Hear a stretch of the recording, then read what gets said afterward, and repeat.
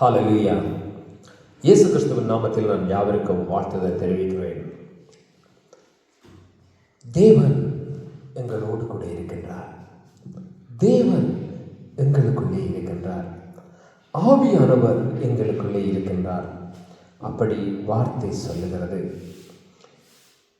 ஒருவன் தேவனால் பிறந்தவன் தேவனுடைய ஆவி இருக்கின்றது. அப்படி தேவனால் பிறந்தவனுக்கு தேவனுடைய சிந்தை காணப்படுகின்றது. கொஞ்ச நாட்களாய் சில காரியங்களை குறித்து என்னுடைய இருதயத்திலே சில கேள்விகளும் காரியங்களும் உண்டாயிருந்தது. இந்த பூமியிலே நான் பார்க்கின்ற காரியங்கள், ஊழியங்கள் நிமித்தம் பல காரியங்களை கேள்விப்படுகிறது நிமித்தம், தேவனுடைய பிள்ளைகளை குறித்ததான சாட்சிகளும், தேவனுடைய நாமம் தூஷிக்கப்படுவதும், தேவனுடைய நாமம் பரிசுத்த குலைச்சலாக்கப்படுகிறதும், சில காரியங்களை பார்க்கும்போது என்னுடைய இருதயம் நிறைய கேள்விகளை கொண்டு வந்தது. அப்பொழுது நான் தேவனுடைய சமூகத்திலே இதை யோசித்துக் கொண்டிருந்த போது தேவன் எனக்கு தெளிவாய் என்னிடத்தில் என்னுடைய இருதயத்திலே அழுத்தின காரியம், இந்த ஜனங்கள் கிறிஸ்துவின் நாமத்தை நேசிக்கிறார்கள், ஆனால் என்னையோ தூரவும் என்னுடைய வார்த்தையையுமோ தூர வைத்திருக்கின்றார்கள். கிறிஸ்துவின் நாமத்தை நேசிக்கின்றார்கள், கிறிஸ்துவின் நாமத்திலிருந்து வருகின்ற பாவ மன்னிப்பை ஏற்றுக்கொள்ளுகிறார்கள், இந்த ரட்சிப்பை ஏற்றுக்கொள்ளுகிறார்கள், சுகம் பெலன் ஆசீர்வாதங்களை ஏற்றுக்கொள்ளுகிறோம். ஆனால் அவருடைய வார்த்தையில் அன்பாயிருக்க அவர்கள் விரும்புகிறது இல்லை என்பதை தேவன் எனக்கு தெளிவாய் காண்பித்தார்.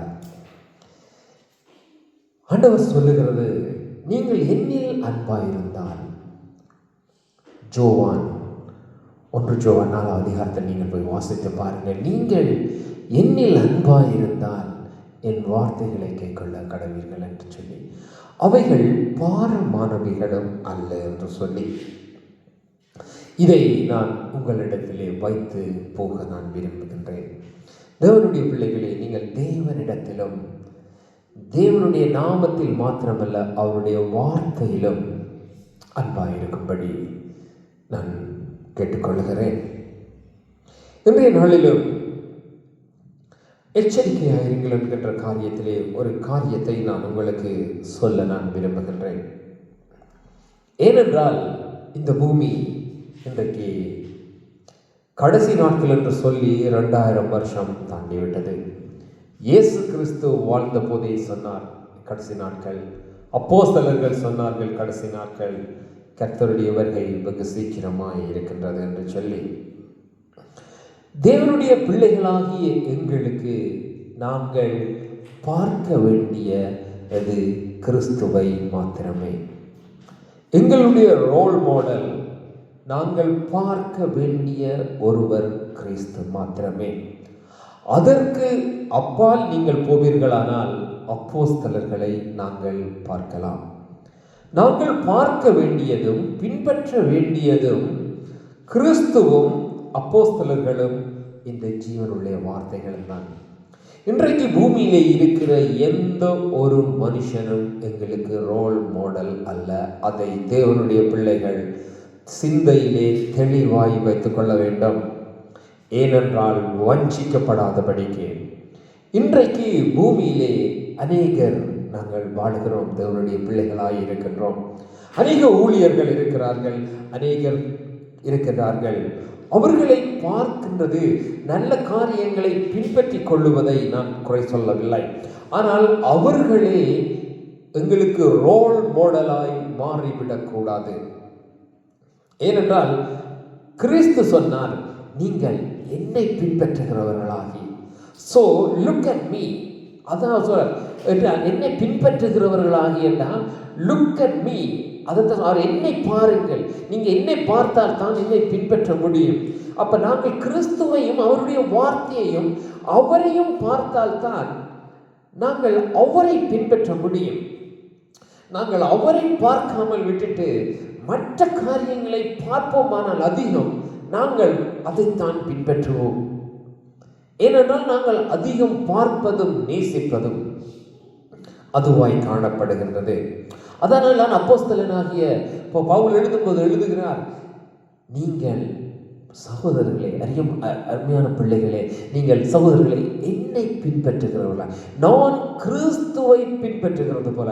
அவர் சொல்லுகிறார், நான் கிறிஸ்துவை பின்பற்றுகிறது போல நீங்களும் என்னை பின்பற்றுங்கள். இந்த வார்த்தைகள் எல்லாம் எழுதி வைக்கப்பட்டிருக்கிறது. ஏனென்றால் வருகிற நாட்களிலே, இந்த பிற்காலத்திலே, கிறிஸ்து வந்து போனதற்கு பிறகு பல வருடங்களுக்கு பின்பாக கள்ள போதகர்களும் கள்ள தீர்க்கதரிசிகளும் எழும்பி வந்து ஜனங்களை வஞ்சிப்பார்கள், தங்களை காண்பிப்பார்கள். அதனாலே அவர்கள் வஞ்சிக்கப்பட்டு போய்விடுவார்கள் என்றுதான் ஆண்டவர் எழுதி வைத்திருக்கின்றார். பல காரியங்களில் நாங்கள் வஞ்சிக்கப்படுகின்றோம். நிறைய காரியங்களை எடுத்துக்கொள்ளலாம். உதாரணத்துக்கு நான் சொல்லுவேன், ஆனால் நீங்கள் வீட்டை போய் லூக்கா 4ஆம் அதிகாரத்தை வடிவா வாசிங்க. அந்த ஆண்டவரை அழைத்து கொண்டு பிசாசானவன் சோதித்த அந்த 4 காரியத்தையும் திரும்ப திரும்ப ஒரு தடவை அல்ல, ஒன்றுக்கு 50 தடவை, முடியுமானால் 100 தடவை வாசிங்க. அதில் உங்களுக்கு பல காரியங்கள் வெளிப்படும். அது சும்மா ஆண்டவரை கொண்டு போய் பிசாசானவன் சோதித்து போட்டு கர்த்தர் வந்து விட்டார் என்றதற்கு எழுதி வைக்கல. ஒவ்வொன்றிலும் பல பல காரியங்கள் மறைந்திருக்கின்றது. அதிலே ஒரு காரியத்தை நான் உங்களுக்கு சொல்லி கடந்து போக நான் விரும்புகிறேன். இவைகளை நான் தியானித்துக் கொண்டிருந்த போது ஆண்டவர் எனக்கு வைத்தது இந்த காரியம்தான். நான் சோதிக்கும்படி அழைத்து கொண்டு போகப்படப்பட்ட போது, பிசாசானவன் என்னை சோதிக்கும் போது, நான் எவைகளை எல்லாம் ஜெயித்தேனோ அவைகளை நீ பார் என்று ஆவியானவர் எனக்கு காண்பித்தார். அப்ப ஒவ்வொன்றிலும் ஆண்டவர் முழுவையை நான் என்று சொல்லிவிட முடியாது. ஆண்டவர் எவ்வண்ணமாய் பிசாசானவன் காண்பிக்கின்றான், உலகத்தை காண்பிக்கின்றான், உலகத்தின் பெருமையை காண்பிக்கின்றான், அழகை காண்பிக்கின்றான், மகிமையை காண்பிக்கின்றான், கனத்தை காண்பிக்கின்றான். ஆனால் ஆண்டவர் எல்லாவற்றையும் புறக்கணித்து அப்பாலே போ சாத்தானே என்று அவனை துரத்தி அடித்தார். அதனாலே தான் அவர் ஜெயம் கொண்டு பிதாவினுடைய வலது பிரசத்தில் வீற்றிருக்கின்றார். தேவனுடைய பிள்ளைகளாகிய நாங்களும்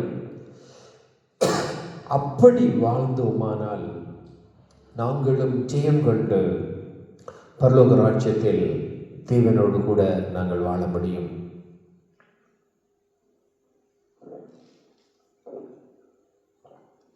ஏன் நான் இவைகளை சொல்லுகிறேன் என்றால், ஆண்டவர்களுக்கு 1 யோவானிலே சொன்ன வார்த்தை, நித்திய ஜீவனை கொடுப்பேன் என்பதை நான் உங்களுக்கு கொடுக்கிற வாக்கு தத்தமாக இருக்கிறது. அப்ப அந்த வாக்கு தத்தத்தை பெற்றும்படி நாங்கள் ஓட வேண்டும். கிறிஸ்துவானவர் எங்களுக்காக வந்து பிசாசை ஜெயிக்க வேண்டும், மரணத்தை ஜெயிக்க வேண்டும் என்கின்றதற்காக வந்தார். அதை குழப்பும்படி தான் பிசாசானவன் சோதிக்க கொண்டு போனான். கிறிஸ்துவை வஞ்சிக்க முடியாது என்று தெரியும், வஞ்சித்து பார்ப்போமா என்று அவன் சோதித்து பார்த்தான். ஆனால் தோற்று போனான். ஆனால் மனுஷர்களாகிய எங்களையும் அவன் அப்படித்தான் வஞ்சிக்கிறதற்கு முற்படுகின்றான். பரிசுத்த ஆவியானவரின் துணையோடு நாங்கள் எதிர்த்து நிற்போமானால், அவரை துரத்தி அடிப்போமானால் நாங்கள் ஜெயித்து விடுவோம். நாங்கள் தோற்று போகக்கூடாது. ஏன் நான் சிலைகளை சொல்லுகிறேன் என்று சொன்னால், வார்த்தைக்கு புறம்பே காணப்படுகிறது எல்லாம். என்று நாங்கள் பார்க்கின்ற காரியங்கள், ஒரு மனுஷனை பார்க்கின்றோம். நான் உதாரணத்துக்கு எடுக்கின்றேன், ஒரு மனுஷனை நான் எடுக்கின்றேன், ஒரு ஊழியக்காரனை எடுக்கின்றேன். அந்த ஊழியக்காரன் அற்புதங்கள், அதிசயங்கள், அடையாளங்கள் செய்கிறது எல்லாம் நல்லதுதான். ஆனால் கனி இல்லை என்று சொன்னால் அது தேவனிடத்தில் இருந்து உண்டானதல்ல. அதற்கு நீங்கள் போய் வாசித்து பாருங்கள், நிறைய காரியங்கள். ஒன்று, நாங்கள் பூமியிலே நாங்கள் போதகர்களாய் இருக்கிறோம். நாங்கள் எதை போதிக்கின்றோம்? கிறிஸ்துவையா காண்பிக்கின்றோம்? வேறு எண்ணத்தை காண்பிக்கின்றோம்? நித்திய ஜீவனையா காண்பிக்கின்றோம்? கிறிஸ்துவையும் நித்திய ஜீவனையும் காண்பிக்காத எந்த போதனையும் கிறிஸ்துவின் இடத்திலிருந்து வந்தது அல்ல. அது அற்புதங்கள், அதிசயங்கள், அடையாளங்களாக இருந்தாலும் சரி, அது கிறிஸ்துவனிடத்தில் இருந்து வந்தது அல்ல. ஏனென்றால் நாங்கள் வஞ்சிக்கப்படாதபடிக்கு இருக்கும்படி அந்த லூக்கா 4வது அதிகாரம் 11வது 12வது வசனத்திலே நாங்கள் வாசிக்கும் போது 12வது வசனம் இவ்வண்ணமாய் சொல்லுகிறது, அதற்கு இயேசு, உன் தேவனாகிய கர்த்தரை பரீட்சை பாராதிருப்பாயாக என்று எழுதியிருக்கிறது என்று சொல்லி, அதை நாங்கள் மத்தேயு 4வது அதிகாரம் 7வது வசனத்தில் நாங்கள் அப்படியே பார்க்கலாம். இதிலே நிறைய காரியங்கள் காணப்படுகிறது. என்னென்று சொன்னால், தேவனாகிய கர்த்தரை பரீட்சை பாராது இருக்க வேண்டும். ஆனால் நான் இந்த பூமியிலே பார்க்கின்ற அதிகமாய் தேவனை சோதிக்கும்படி சொல்லுகின்ற ஒரே காரியம் தசமபாக காணிக்கை. தசமபாக காணிக்கையை கொடுத்து சோதித்து பாருங்கள் என்று சொல்லி, அதை சொல்ல வேண்டியதின் அவசியம் என்ன, அதை சொல்ல வேண்டியதின் நோக்கம் என்ன? நான் இதிலே நிற்கின்றேன், இன்றைக்கு ஒரு ஊழியக்காரனாக நிற்கின்றேன். பிரியமானவர்களே, நீங்கள் தசமபாக காணிக்கைகளை உங்களால் முடிந்த அளவுக்கு தேவனுடைய ஊழியத்துக்கு நீங்கள் கொடுங்க, உதவி செய்யுங்க என்று சொல்லிட்டு நான் கடந்து செல்ல முடியும். நீங்கள் கொடுத்து சோதித்து பாருங்கள். கொடுக்காவிட்டால் சபிக்கப்பட்டவர்கள் அல்லது ஆசீர்வதிக்கப்பட மாட்டீர்கள். இப்படியான காரியங்களை மனுஷர்களுக்குள்ளே விதைக்கிறவன் சாத்தான். ஏனென்றால் சோதித்து பார்க்கும்படி, தேவனை சோதித்து பார்க்கும்படி ஒருவருடைய வாயிலிருந்து ஒரு வார்த்தை வருகிறதானால் அந்த வார்த்தை பிசாசானவனால் உண்டாயிருக்கின்றது. ஏனென்றால் தேவனை சோதித்து பார்த்தவனும் அவனே, சோதிக்க முற்படுகிறவனும் அவனே. தேவ ஆவியானவர் தேவனை சோதிக்க மாட்டார். எனக்குள்ளே தேவ ஆவியானவர் இருந்தால் நான் தேவனை சோதித்து பார் என்று சொல்ல மாட்டேன். எனக்கு தேவனிடத்திலே அன்பிருந்தால் அல்லது எனக்கு என்னுடைய தகப்பனிலே அன்பிருந்தால் நான் சொல்ல மாட்டேன் என் தகப்பனை சோதித்து பார். அல்லது என்னுடைய தகப்பனிலே நம்பிக்கை இருந்தால் நான் மாம்சத்திலே இருக்கிற என் தகப்பனை நான் சொல்ல மாட்டேன் ஒருவனுக்கு, நீ என் தகப்பனை சோதித்து பார், என் மகனை சோதித்து பார், என் சகோதரனை சோதித்து பார். இது உலக அன்பு. அந்த இவ்வண்ணமான உலக அன்பு ஒரு மனுஷனை சோதிக்க விடுகிறதில்லை. அப்படி இருக்கும்போது தேவ அன்பு எப்படி, தேவ ஆவியானவர் தேவன் தன்னை தானே சோதிக்கும்படி அங்கு அதிகாரம் பைபிளில் கொடுக்கப்படல. ஏனென்றால் அவர் சோதிக்கிறவர் அல்லவே என்று எழுதி வைக்கப்பட்டிருக்கின்றது. ஏன் நான் இவைகளை சொல்ல விரும்புகிறேன் என்றால், தேவன் என்னுடைய இருதயத்திலே வைத்ததை நான் சொல்லுகிறேன். இந்த பூமியிலே பிசாசானவன் எங்களை கொல்லவும் அழிக்கவும் அன்றி வேறொன்றுக்கும் வரான். நாங்கள் யோவான் 10வது அதிகாரத்திலே நாங்கள் போய் வாசிக்கிறோம். அவன் எங்களை எப்படியாவது கொன்றுவிட, அழித்து விட அவன் வருகின்றான். அதனாலே பல விதமான ஆவிகள், அதாவது விரோதமாய் கிரிகை செய்கின்றபடி தேவனுடைய பிள்ளைகளாகிய நாங்கள் அவைகளை கண்டு, அவைகளை இனங்கண்டு அடித்து துரத்த வேண்டும். இல்லைன்றால் அது இன்றைக்கு எனக்குள்ளே வந்து, என்னுடைய வீட்டுக்குள்ளே வந்து, என்னுடைய பிள்ளைக்கு வந்து ஜெனரேஷனாய் கடத்தப்படும்.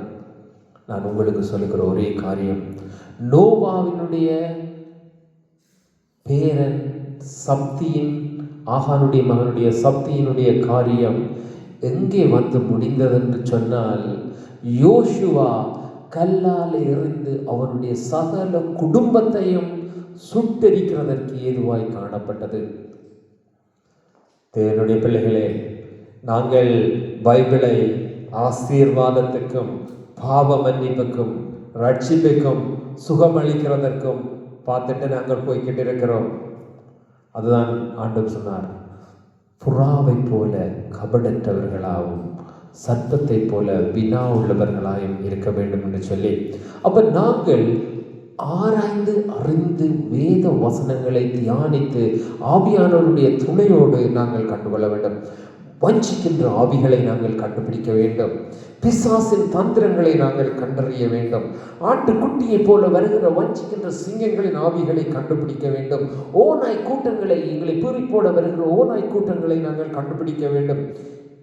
இப்படிப்பட்ட தேவனுடைய பிள்ளைகளுக்கு விரோதமான வருகின்ற ஆவிகளை நாங்கள் பரிசுத்த ஆவியானவரின் துணையோடு நாங்கள் கண்டுபிடிப்போமானால் நாங்கள் இப்போ வாழுகின்ற நாட்களிலே தேவனுடைய ராஜ்யத்துக்குள்ளே வாழ முடியும். தேவனுடைய ராஜ்யம் என்பது நாங்கள் நினைக்கின்ற மாதிரி நாங்கள் ஜாலியாய் வாழ்ந்துட்டு போகிற வாழ்க்கை அல்லங்க. போராட்டம் நிறைந்த வாழ்க்கை. அதுக்காக வாள் எடுத்து கத்தி எடுத்து சண்டை பிடிக்கிறது இல்லை. வானமண்டலத்தின் பொல்லாத ஆவிகளோடும் துரைத்தனங்களின் அதிகாரங்களோடும் எங்களுக்கு யுத்தம் உண்டு ஆண்டவராக இயேசு கிறிஸ்து சொன்னதற்கு காரணம் என்னென்றால், இப்படி வருகின்ற பொல்லாத ஆவிகளை கண்டு நீ அவர்களோடு ஜெபம் பண்ணி எதிர்கொண்டு சுத்தம் கொண்டு நீ அவைகளை ஜெயித்து ஆவிகளை ஜெயித்து ஆவிகளின் மேல் அதிகாரத்தை நீ பெற்று நீ நடந்து போனால்தான் நீ அந்த காரியங்களை ஜெயிக்க முடியும். யோசுவா ஒவ்வொருவரையும் ஜெயித்து வந்தது ஒவ்வொரு தேசங்கள் மாத்திரமல்ல, அது ஒவ்வொரு ஆவிகள் உண்டு. எரிக்கோவின் ஆவி, எமோரியர் ஆவி, எபூசியரின் ஆவி, அப்படி நிறைய காரியங்களை யோசுவா ஜெயித்து தான் கானானுக்குள்ளே கடந்து போனான். அவன் வாழ்நாள் முழுக்க சுத்தமாக இருந்தது. எங்கே கானானுக்கு போகிறதுக்கு வாய் ஏன்? அதே போலதான் இன்றைக்கு எங்களுடைய வாழ்விலும் இயேசு கிறிஸ்து மரித்து விட்டார், உயிர்த்து விட்டார், நான் ஞானஸ்தானம் எடுத்து விட்டேன், முடியலைங்க. அங்குதான் ஆரம்பமாகின்றது. ஏனென்றால் அப்பொழுது பிசாசானவன் எப்படி இவனை அழித்து விடலாம், ஐயோ நரகத்தில் இருந்தான் இவனை அழித்து விடலாம் என்று நினைத்தேன், இயேசுவின் நாமத்தினாலே இவன் உயிர் பெற்று விட்டானே, சோ இவனை நான் மீண்டும் அழித்து விட வேண்டும் என்றுதான் பிசாசானவன் தெரிகின்றான். அந்த அந்த காரியங்களுக்குள்ளே நாங்கள் போய்விடக்கூடாது. வார்த்தைக்கு வெளியே நாங்கள் போவோமானால் அது பாவமே. கிறிஸ்துவுக்குள் இல்லாமல் நாங்கள் ஒரு காரியத்தை செய்வோமானால், அது வார்த்தைக்குள் இல்லாமல் செய்வோமானால் அது பிசாசானவனுக்குள்ளேயே. தேவனுடைய பிள்ளைகளாக இருக்கிற நாங்கள் வெகு எச்சரிக்கையாக இருக்க வேண்டும். வெகு எச்சரிக்கையாக இருக்க வேண்டும்.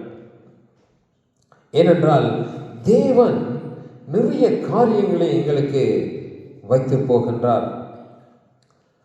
நான் இந்த காரியத்தை நான் உங்களுக்கு காண்பித்து போக விரும்புகிறேன். ஏன் நான் பிசாசானவனுக்கு இடம் கொடாதிருங்கள் அல்லது உங்களை வஞ்சிக்கிறதற்கு ஏதுவான காரியங்களுக்கு இடம் கொடாதிருங்கள் என்று சொல்லுகிறேன் என்று சொன்னால், தேவன் எங்களை நடத்த விரும்புகிறவராக இருக்கிறார். நான் ஒரு சம்பவத்தை நான் உங்களுக்கு சொல்ல விரும்புகிறேன். யோவாஸ்நானன் ஞானஸ்தானம் கொடுத்து கொண்டிருக்கின்றார்.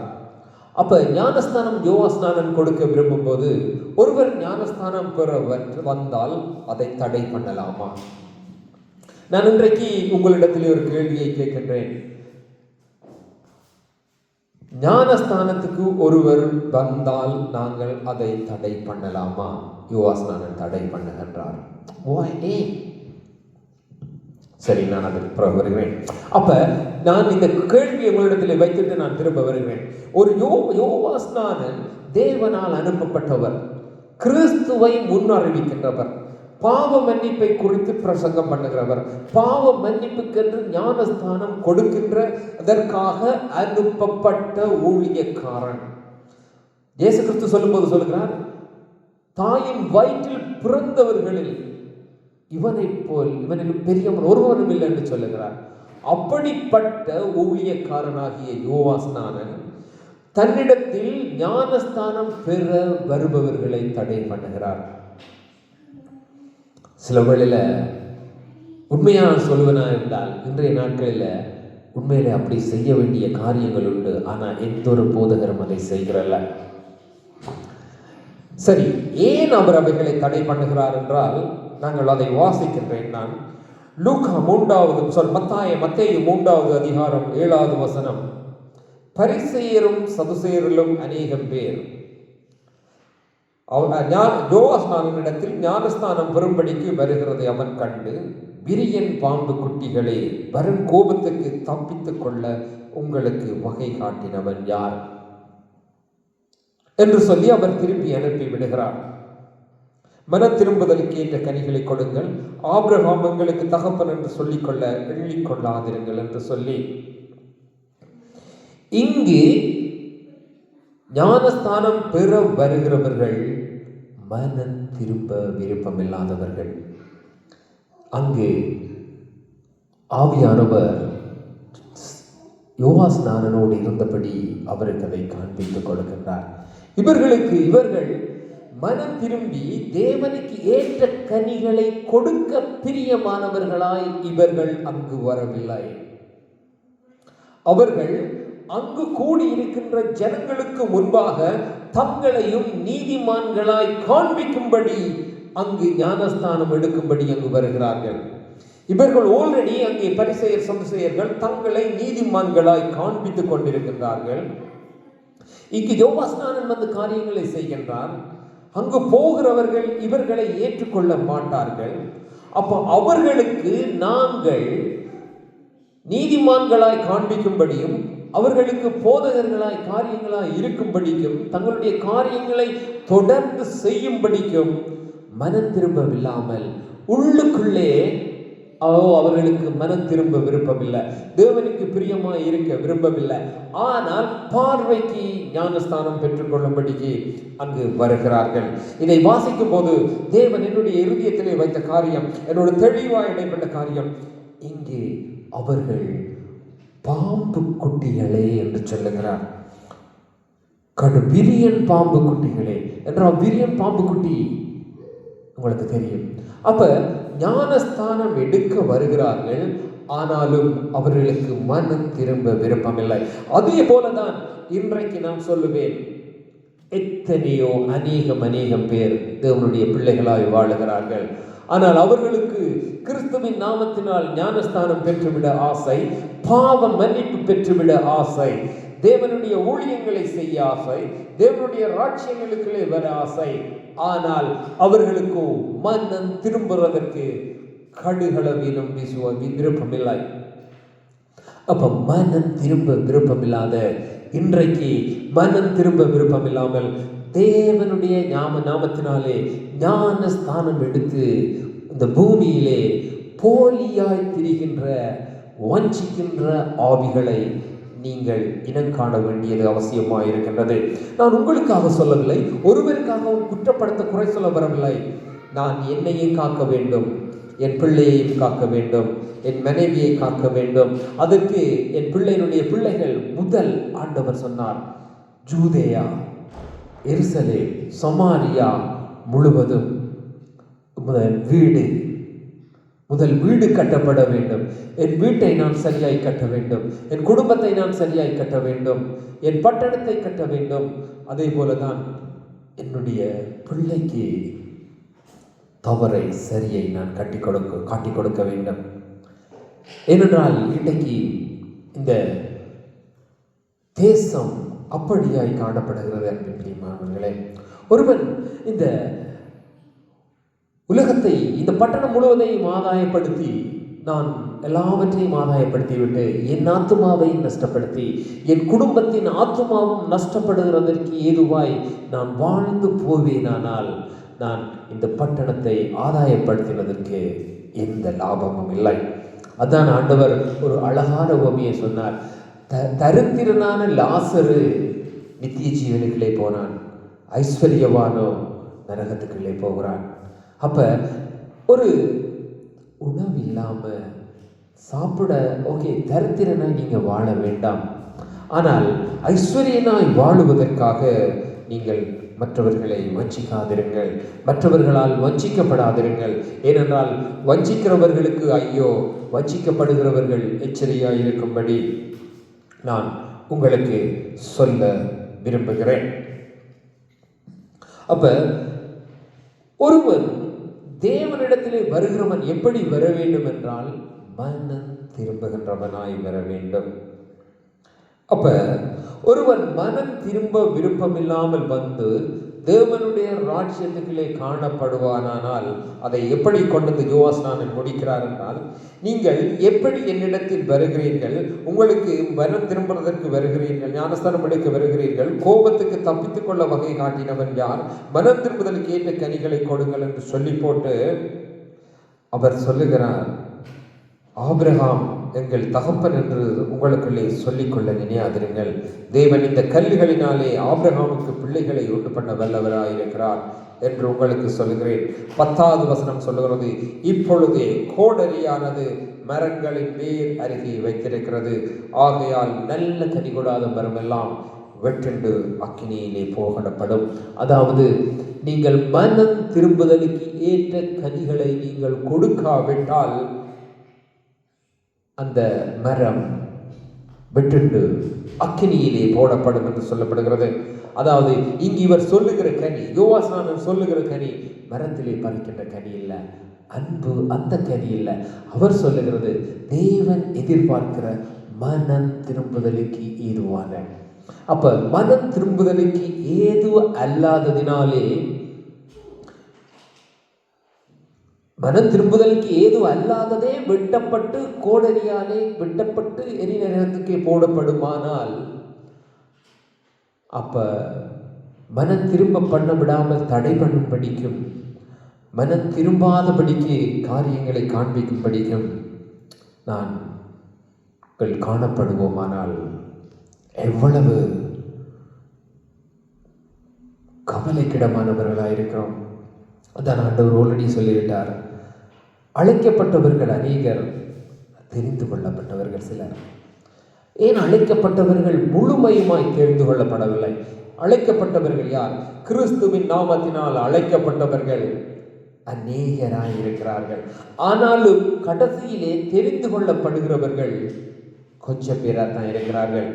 நாங்கள் எங்களுடைய இஷ்டப்படி எல்லாவற்றையும் சொல்லிட்டு போகலாம், ஆனால் தேவன் சொன்னது தான் நிறைவேறும். நான் இன்றைக்கு இதிலே நின்று என்னுடைய விருப்பப்படி, அல்லது நாளைக்கு ஒரு போதகர் உன்னுடைய பாவங்கள் எல்லாம் மன்னிக்கப்பட்டது, நீ நாளைக்கு செய்த என்ன, நாளன்னைக்கு செய்த என்ன,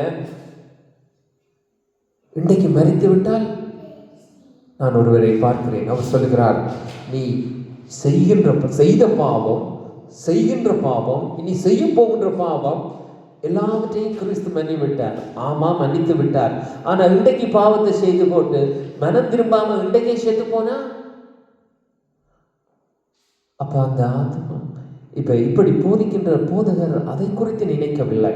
நான் போதகரை நான் சொல்ல வரவில்லை. ஏனென்று சொன்னால் பிசாசானவன் சுற்றி திரிகிறான். எச்சரிக்கையாக இருக்க வேண்டியது என்னுடைய வேலை. என் பிள்ளையை நான் கூட்டிட்டு போகிறேன், சுற்ற வரையும் முள்ளுகள் காணப்படுகிறது என்றால் அந்த முள்ளிலிருந்து இந்த பிள்ளையை காக்க வேண்டியது என்னுடைய வேலை. அதே போலதான் தேவன் எனக்கு தந்ததை நான் உங்களுக்கு சொல்லுகிறேன். நீங்கள் என்னை இதை ஏற்றுக்கொள்வதும் ஏற்றுக்கொள்ளாமல் போவதும் அங்கீகரிக்கிறதும் அங்கீகரிக்காமல் போவதும் உங்களுடைய இஷ்டம். எங்கள் ஊரில் சொல்லுவார்கள் ஒரு பழமொழி, ஒவ்வொரு நாளும் ஒருவன் ஆடுகளை ஏற்றுக்கொண்டு போகின்றவன், அங்கால் ஒரு குறுகிட்ட ஜனங்கள் இருப்பார்களாம், ஓனாய் வருகுது என்று சொல்லி கத்துவானாம். அப்ப கத்தும் போது ஒவ்வொரு நாளும் ஜனங்கள் ஓடி வருவார்களாம். ஓடி வர இவன் சிரிப்பானாம். அப்ப சிரித்த போது அவர்கள் திரும்பி போய்விடுவார்களாம். ஒரு நாள் உண்மையாய் ஓனாய் வரும்போது இவன் ஓனாய் என்று கத்த அங்கு இருந்தவர்கள் இவன் பகடிக்குத்தான் சொல்லுகிறான், சும்மா கத்துறான் என்ற போது அவர்கள் வரவில்லை. ஓநாய்கள் எல்லா ஆட்டுக்குட்டிகளையும் அழித்து போட்டது. அதே போலதான் நான் உங்களுக்கு சொல்லுகிறேன், நீங்கள் உங்கள் ஆத்துமாக்களுக்கு நீங்கள் தான் உத்தரவாதம். என்னுடைய ஆத்துமாக்கு நான் தான் உத்தரவாதம். என்னை அவன் வஞ்சித்துட்டான், இவன் வஞ்சித்துட்டான், அவன் மாத்திட்டான் என்று நான் சொல்லவே முடியாது. அதற்குத்தான் தெய்வ ஆவியானவரை தந்து இந்த எங்களுக்கு அவருடைய ஜீவ புஸ்தகத்தை தந்திருக்கின்றார். மனுஷனுக்கு பலவீனம் உண்டு, அதை நீங்கள் தவறாக எடுத்துவிடக்கூடாது. மனுஷனுக்கு பலவீனம் உண்டு, ஆனால் அந்த பலவீனத்தில் நிலைத்திருப்பதற்கல்ல, தேவனிடத்திலே கேட்டுக்கொண்டு பலனடைவதற்கு, பாவத்திலே விழுந்து கிடப்பதற்கல்ல, அதை விட்டு வெளியிலே வாரதற்குத்தான் நான் உங்களுக்கு சொல்ல விரும்புகிறேன். மனம் திரும்ப விருப்பமில்லாதவர்கள், பெருமையை விரும்புகிறவர்கள், தங்களுக்கும் இயேசுவுக்கும் கீழ்ப்படி போவது போல காண்பிக்கின்றவர்கள், தாங்களும் இயேசுவை தேடார்கள், மற்றவர்களையும் தேட விட மாட்டார்கள். அதுதான் நாங்கள் வாசித்த மத்தேயு 3வது அதிகாரத்திலே 7வது வசனத்திலே காணப்படுகின்ற பரிசேயர் சதுசேயர். அதனால் அதுதான் ஆண்டவர் சொன்னார், குருடரான வழிகாட்டிகளே, தாங்களும் வழி தெரியாது, இன்னொருவரை கூட்டிட்டு போக வழி கிடைக்கிறது. கடைசியிலே 2 பேரும் விழுந்து விடுகிறது. ஏன் நான் இவைகளை உங்களுக்கு சொல்ல விரும்புகிறேன் என்று சொன்னால், எச்சரிக்கையாயிருங்க. ஆண்டவராகிய கிறிஸ்துவே வந்து சகலவற்றையும் செய்துவிட்டு எச்சரிக்கையா இருக்க தேவையில்லை என்று அவர் சொல்லாமலே போயிருக்கலாம். நான் நித்திய ஜீவனை உங்களுக்கு தந்துவிட்டேன், நான் மரித்து விட்டேன், உங்களுடைய பாவங்கள் மன்னிக்கப்பட்டு விட்டது, உங்களுடைய மீறுதல் அக்கிரமங்கள் எல்லாம் மன்னிக்கப்பட்டு விட்டது, நான் உங்களுக்கு நித்திய ஜீவனை கொடுத்திருக்கிறேன், don't care, live yourself or whatever you like. அப்படியே அவர் போயிருக்கலாம். எச்சரிக்கையாயிருங்கள் என்று சொல்லாமலே போயிருக்கலாம். அவர் எச்சரிக்கையாயிருங்கள் என்ற ஒரு கோஷனை அவர் கொடுத்திருக்கிறார் என்றால் அதை குறித்து கவனமாக இருக்க வேண்டியது எங்களுடைய வேலை. நாங்கள் கவனமாக இல்லாவிட்டால் பிறகு பரிதபிக்க வேண்டியவர்களாய் காணப்படுகின்றோம். நான் எரேமியா அவளே ஒரு வசனத்தை நான் வாசிக்க விரும்புகிறேன். எரேமியா எனக்கு பிடிச்ச ஒரு தீர்க்கதரிசி. அவர் தனியாக நிற்பாருங்க. எத்தனை பேர் வந்தாலும் எரேமியா ஆண்டவராலே தெரிந்து கொள்ளப்பட்ட ஒரு யூனிக் பர்சன். அந்த தீர்க்கதரிசி 5வது அதிகாரத்திலே அவர் சொல்லுகிறார். எரேமியா 5வது அதிகாரம், நியாயம் செய்கின்ற மனுஷர்களை கண்டுபிடிப்பீர்களோ என்றும், சத்தியத்தை தேடுகிறவன் உண்டோ என்றும், எருசலேமின் தெருக்களிலே திரிந்து பார்த்து விசாரித்து அதன் வீதிகளிலே தேடுங்கள், காண்பீர்களானால் அதற்கு மன்னிப்பு தருவேன். ஆண்டவராகிய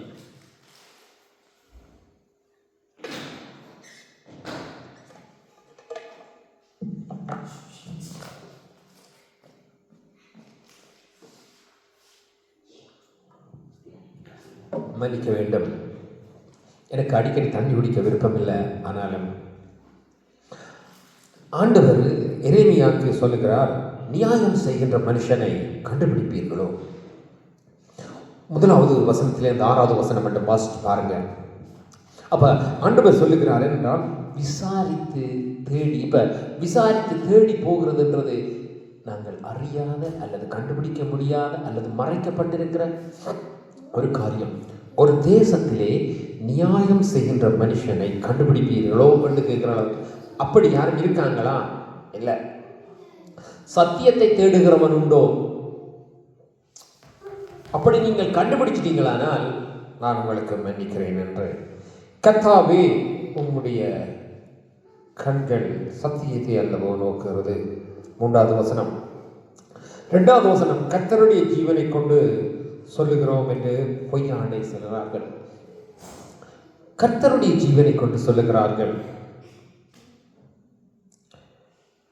அப்படியே வந்தோம் என்று சொன்னால் அவர்கள் மீறுதல்கள் பெருகி சீரேடு காணப்படுகின்றது. அவர்களுடைய நிலைமை எப்படி ஆகிறது என்று சொல்லி நான் பல வார்த்தைகளை நான் இங்கே காட்ட முடியும், பல வசனங்களை எடுத்து நான் உங்களுக்கு காட்ட முடியும். ஆனால் நான் இதோடு கூட நிறுத்திவிட விரும்புகிறேன்.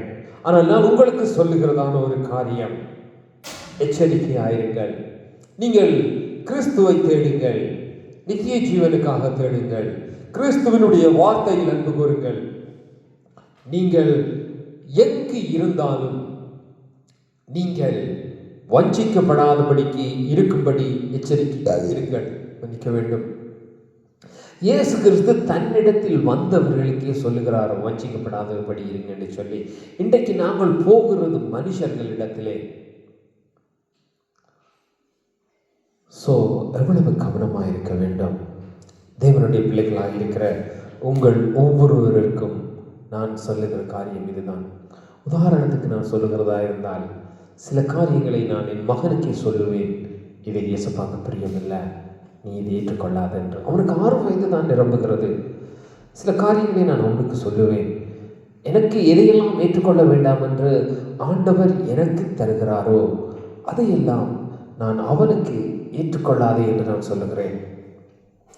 அதற்கு காரியம் மற்றவர்கள் மேல் இருக்கின்ற கோபம் அல்ல, மற்றவர்கள் மேல் இருக்கின்ற எந்த ஒரு காரியமும் இல்லை. ஏனென்றால் அது தவறான விதையாய் விழுந்து தவறான மரமாய் முளைத்து தவறானதாய் வளர்ந்து விடக்கூடாது. அதற்காகத்தான் நான் சொல்லுகிறேன். நான் இதோடு கூட நான் முடிச்சு விட விரும்புகிறேன். தேவனுடைய பிள்ளைகளே, நீங்கள் உங்களிடத்திலே காணப்படுகின்ற காரியங்கள், அதான் இயேசு கிறிஸ்து சொல்லும்போது சொன்னார், யோவான் 15, நானே மெய்யான திராட்சை செடி, நீங்கள் என்ன நிலைத்திருந்தால் கனிகளை கொடுப்பீர்கள், உங்களால் ஒன்றும் செய்யக்கூடாது என்று அவர் சொன்னதுக்கு காரணமாக நீங்கள் என்ன நிலைத்திருந்து என்னுடைய கனிகளை கொடுங்கள். ஒரே காரியத்தை நான் சொல்லித்து முடித்து விடுகிறேன். இயேசு கிறிஸ்து இந்த பூமிக்கு வந்து எப்படி வாழ்ந்தாரோ அப்படி வாழ வேண்டும். அப்போஸ்தலர்கள் எப்படி ஊழியம் செய்தார்களோ அப்படி செய்ய வேண்டும். இப்போ செய்கிறவர்கள் கண்ட மாதிரி எல்லாம் இல்லைங்க. ஊழியம் என்றது சரீரத்திலே துன்பத்தை சுமந்தார் கிறிஸ்து. அதே துன்பத்தை அப்போஸ்தலர் கிறிஸ்து சுமந்ததை அப்போஸ்தலர்கள் சுமந்தார்கள். நாங்களும் எங்களை ஒப்புக் கொடுக்கிறோம். பிதாவே, உம்முடைய சமூகத்தில் எங்களை ஒப்புக் கொடுக்கிறோம். அப்பா, நீர் எனக்கு பெற்றிருந்த நித்திய ஜீவனை எந்த விதத்திலும் பிசாசானவன் வஞ்சித்து போய்விடாதபடிக்கு, நான் அதை இழந்து விடாதபடிக்கு வாழத்தக்கதான ஞானமும் பலத்தையும் கிருபையும் எனக்கு தாங்க.